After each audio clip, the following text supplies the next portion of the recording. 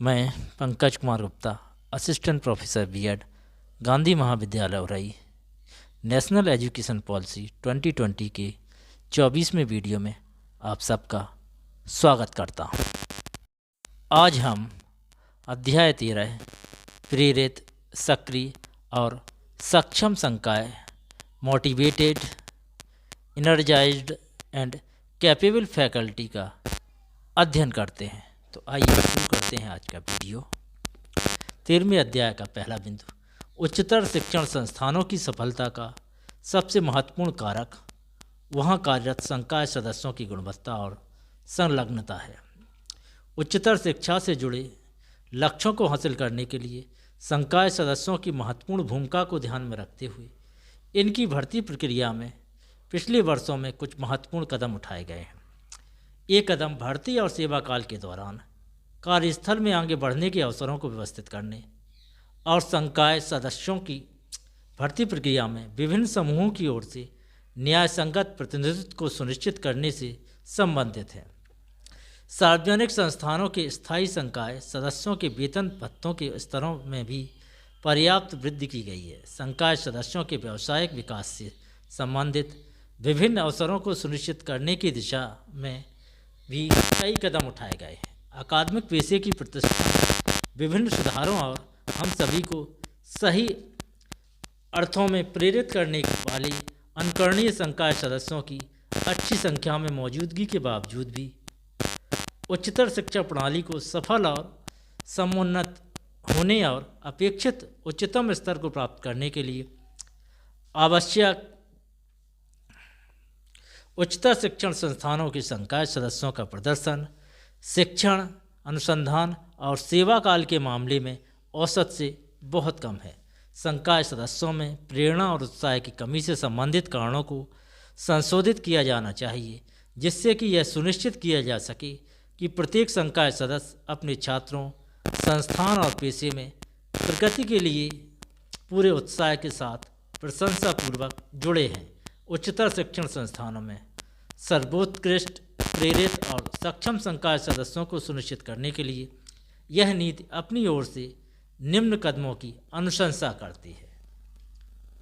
13वां अध्याय के दूसरे बिंदु में पहली कदम की अनुशंसा की गई है, वह है सबसे बुनियादी कदम के रूप में सभी उच्चतर शिक्षण संस्थान स्वच्छ पेयजल, स्वच्छ शौचालयों, ब्लैक बोर्ड, कार्यालय, शिक्षण सामग्रियाँ, पुस्तकालय, प्रयोगशालाओं और सुखद कक्षा वातावरण और परिसर जैसी आवश्यक बुनियादी ढांचे और सुविधाओं से युक्त होंगे। हर कक्षा में नवीनतम शैक्षणिक प्रौद्योगिकी तक पहुंच होनी चाहिए, जो सीखने के लिए बेहतर अनुभवों को सक्षम बनाए। अध्याय 13 का तीसरा बिंदु, शिक्षण का अतिरिक्त बोझ नहीं होगा। छात्र शिक्षक अनुपात भी बहुत अधिक नहीं होगा, जिससे कि शिक्षण प्रक्रिया एक सुखद गतिविधि बनी रहे। छात्रों से चर्चा करने, शोध करने और विश्वविद्यालय से जुड़ी अन्य गतिविधियों के लिए पर्याप्त समय मिल सके। प्रत्येक संकाय सदस्य की नियुक्ति एकल संस्थान में की जाएगी। विभिन्न संस्थानों में इनका सामान्यतः स्थानांतरण नहीं किया जाएगा, जिससे कि वे अपने संस्थान और वहाँ के लोगों के प्रति सही मायने में तत्पर, संलग्न और प्रतिबद्ध महसूस कर सकें। अध्याय 13 का चौथा बिंदु, संकाय सदस्यों को स्वीकृत फ्रेमवर्क के भीतर पाठ्य वस्तुओं के चयन तथा असाइनमेंट आकलन की प्रक्रियाओं को निर्मित करने के साथ ही साथ अपने स्वयं के पाठ्यक्रम संबंधी और शैक्षणिक प्रक्रियाओं को रचनात्मक रूप से निर्मित करने की स्वतंत्रता दी जाएगी। संकाय सदस्यों को रचनात्मक शिक्षण, शोध और उनके अपने अनुसार बेहतर कार्य करने के लिए प्रेरित और सशक्त किया जाना उन्हें उत्कृष्ट और रचनात्मक कार्यों को करने की ओर प्रेरित करने का सबसे महत्वपूर्ण प्रेरक होता है। अध्याय 13 का पांचवा बिंदु, उत्कृष्ट कार्यों को उपयुक्त पुरस्कार, पदोन्नति, कार्यों की सराहना के साथ ही साथ संस्थागत नेतृत्वकर्ताओं में उचित स्थान सुनिश्चित करके बढ़ावा दिया जाएगा। इसी के साथ ही उन संकाय सदस्यों की जवाबदेही भी तय की जाएगी जो कि निर्धारित बुनियादी मापदंडों के अनुसार कार्य नहीं कर पा रहे हैं। अध्याय 13 का छठवां बिंदु, उत्कृष्टता को बढ़ावा देने से जुड़े स्वायत्त संस्थानों के लक्ष्य को ध्यान में रखते हुए उच्चतर शिक्षण संस्थानों में संकाय सदस्यों की भर्ती से संबंधित प्रक्रियाएं और मानदंड स्पष्ट रूप से परिभाषित, स्वतंत्र और पारदर्शी होंगे।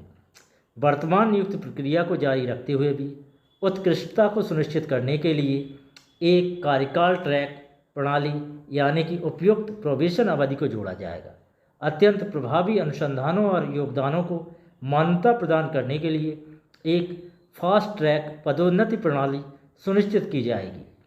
कार्यों के उचित मूल्यांकन, कार्यकाल यानी परिवीक्षा के बाद स्थायी नियुक्ति, निर्धारण, पदोन्नति, वेतन में वृद्धि, मान्यता सहित सहकर्मी द्वारा समीक्षा, छात्र समीक्षा, शिक्षण और शिक्षण शास्त्र में नवाचार, शोध की गुणवत्ता और प्रभाव, व्यावसायिक विकास से जुड़ी गतिविधियां और संस्थान तथा समाज से संबंधित कार्यों के अन्य विभिन्न रूपों और उनके प्रभावों की उचित आकलन के लिए मापदंड को समाहित करती प्रणालियों को सभी उच्चतर शिक्षण संस्थान द्वारा विकसित किया जाएगा और इन्हें संस्थानों की संस्थागत विकास योजना, इंस्टीट्यूशनल डेवलपमेंट प्लान में स्पष्ट रूप से निर्दिष्ट किया जाएगा। अध्याय 13 का 7वां बिंदु, उत्कृष्टता और नवाचारों को बढ़ावा देने वाले उत्कृष्ट और उत्साही संस्थागत नेतृत्वकर्ताओं की ज़रूरत आज के समय की मांग है। एक संस्था और उसके संकाय सदस्यों की सफलता के लिए उच्चतर गुणवत्ता युक्त संस्थानिक नेतृत्व का होना अत्यंत महत्वपूर्ण है। उच्चतर अकादमिक और सेवा क्रीडेंशियल्स के साथ ही साथ नेतृत्व और प्रबंध कौशल को प्रदर्शित करने वाले विभिन्न संकाय सदस्यों की समय रहते ही पहचान की जाएगी और फिर उन्हें नेतृत्व से जुड़े विभिन्न पदों को गुजारते हुए प्रशिक्षित किया जाएगा। संस्थानों में नेतृत्व से जुड़े पद रिक्त नहीं होंगे, बल्कि नेतृत्व में परिवर्तन के दौरान एक निश्चित ओवरलैपिंग समयावधि का प्रावधान सभी संस्थानों में होना चाहिए, जिससे कि संस्थानों के सुचारू संचालन को सुनिश्चित किया जा सके। संस्था के नेतृत्वकर्ता ऐसी उत्कृष्टता की संस्कृति के निर्माण को ध्यान में रखेंगे जो कि सभी संकाय सदस्यों और उच्चतर शिक्षण संस्थानों की नेतृत्वकर्ताओं को उत्कृष्ट और नवोन्मेषी शिक्षण, शोध यानी नवाचारी शिक्षण, शोध, संस्थागत और सामुदायिक कार्यों की ओर प्रेरित और प्रोत्साहित। यदि ये वीडियो अच्छा लगा हो तो लाइक करिए, दोस्तों तक पहुंचाने के लिए शेयर करिए। यदि कुछ कमी लगी हो तो कमेंट करिए और एनईपी को पूरा समझने के लिए हमारे चैनल को सब्सक्राइब करिए, नोटिफिकेशन की घंटी बजाइए। Thank you for watching.